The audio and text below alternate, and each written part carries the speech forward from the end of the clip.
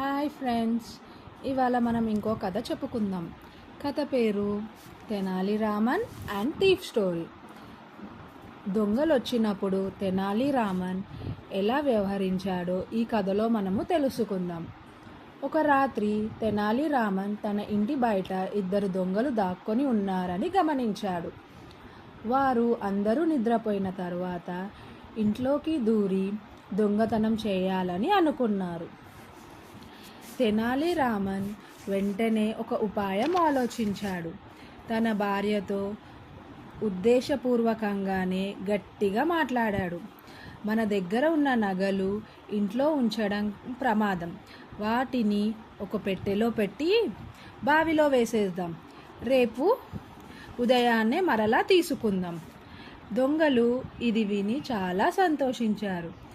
తెనాలి రామన్ లోపలికి వెళ్ళిన తరువాత వారు బావి దగ్గరికి వెళ్ళి బకెట్తో నీటిని తీయడం మొదలుపెట్టారు.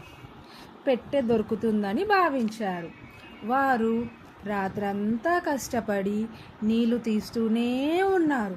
కానీ వారికి పెట్టె మాత్రం దొరకలేదు. నీళ్లు మాత్రమే వచ్చాయి.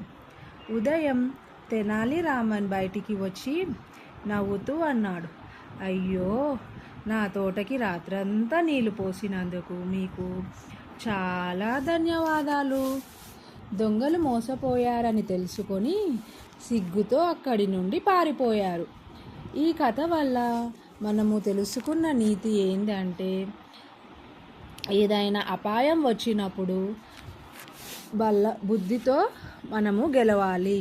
బలం కంటే బుద్ధి గొప్పది. Thank you.